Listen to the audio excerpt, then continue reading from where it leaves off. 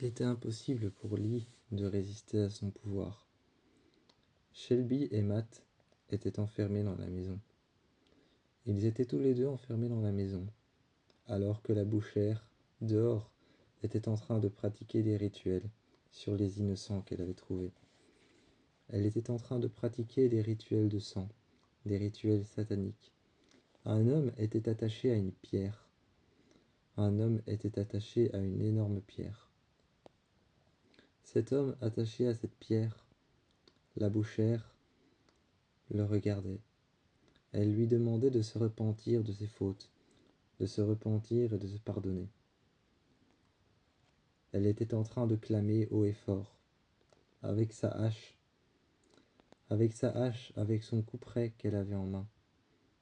Elle était en train de clamer haut et fort que cet homme allait être traité comme un porc, le porc qu'il est, le porc qu'il a été, voulant aller prendre dans leur ration, voulant aller prendre à l'intérieur de leur ration, de leurs vivres, qui les avaient cachés au fond de la forêt, qui les avait cachés sous un amas de feuilles. La bouchère traitait cet homme comme la bête qu'il avait été. Elle était en train de tracer un cercle autour de lui. Avec son couperet, avec sa hache, elle traçait un cercle autour de lui. La sorcière de la forêt est arrivée et lui a arraché le cœur. Elle a arraché son cœur et l'a déposé dans un cercle qui avait été fait au sol avec de la terre. Elle a déposé son cœur dans ce cercle. Ce cercle avait été fait avec une dague, un couteau qu'elle possédait.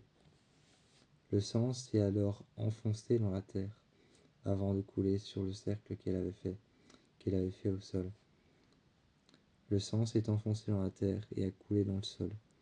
Elle a pris son cœur et l'a posé dans une partie de crâne qu'elle avait récupérée d'un mort.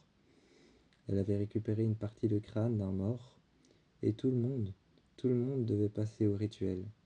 Tout le monde devait passer au rituel, récupérer ce crâne, le mettre en face de soi et boire par la bouche du crâne, boire le sang qui coulait des veines du cœur de cet homme. Cet homme avait eu le cœur arraché. Il était mort. La bouchère clama haut et fort, en levant son couperet, en posant la hache qu'elle avait enfoncée dans le bas-ventre de cet homme. Elle avait laissé la hache tomber de elle-même sur le sol, à ses pieds. L'homme se vidait de son sang et de ses tripes. Elle regarda alors Shelby et Matt à l'intérieur. Le soir même, à minuit, à 3 heures précises du matin, Lee quitta la maison. Elle ouvrit la porte et trouva un porc qui avait été brûlé, la chair brûlée, juste devant. Elle le regarda et le mit alors en terre, juste à côté de la maison. Juste à côté de la maison, elle le mit en terre. Elle partit et traîna alors Mason le long de la maison. Le long de la maison, elle traîna Mason, qui avait déjà été tué. Elle ne savait pas le tuer à main nue. Mason était beaucoup trop grand pour lui. Elle ne l'avait pas tué à main nue. Elle avait pris sa voiture et avait foncé sur lui. Une fois que ses côtes étaient cassées, que ses bras étaient brisés, que ses jambes étaient brisées, elles aussi, elle l'a récupéré, a pris un couteau qu'elle avait été chercher dans la cuisine. Elle est rentrée dans la maison, a repris un couteau.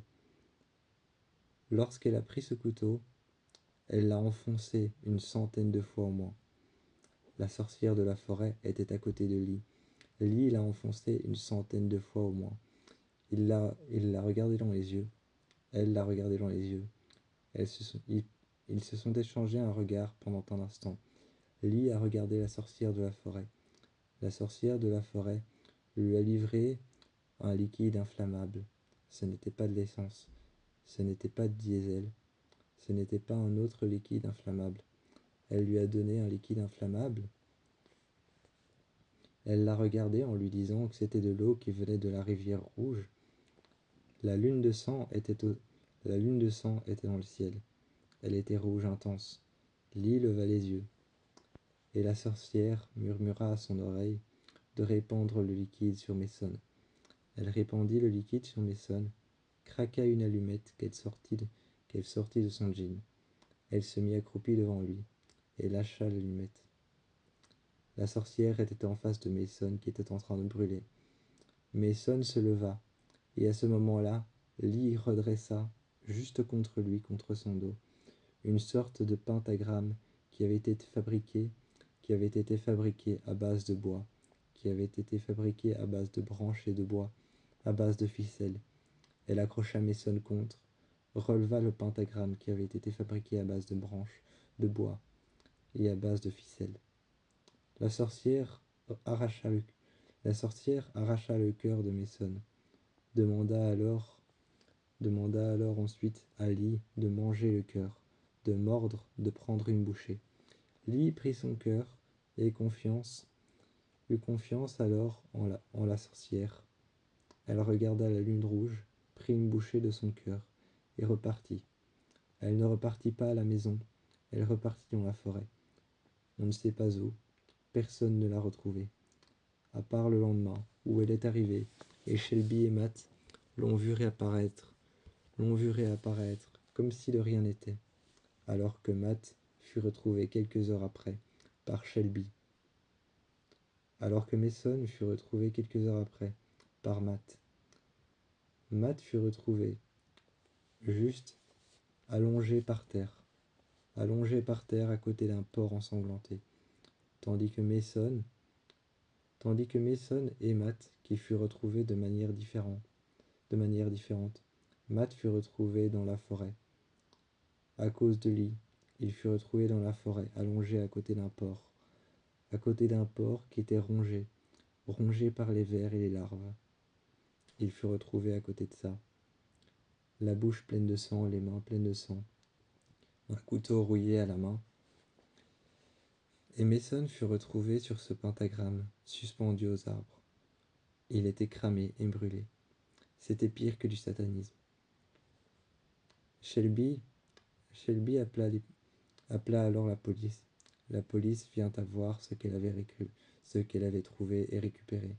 Un vieux couteau rouillé qu'elle avait trouvé dans la main de Matt. Elle montra alors ça à la police, mais il était difficile d'en conclure quelque chose de normal, quelque chose qui pouvait être conclu dans un rapport. Il était difficile d'en faire un rapport. Ils ont regardé Shelby et ont alors dit tout simplement: dans notre rapport, on notera tentative d'effraction. Shelby s'énerva et regarda les policiers en disant: c'est pas une tentative d'effraction, c'est un assassinat. Elle s'énerva en disant: ce n'est pas une tentative d'effraction, c'est un assassinat. Ça, c'est du satanisme, c'est du terrorisme. Et elle regarda tout ce qu'il y avait autour d'elle. Les petits symboles accrochés aux arbres, Mason qui était brûlé vivant, et son mari accroupi par terre, allongé par terre à côté d'un porc ensanglanté, rongé par les larves et un couteau rouillé à la main.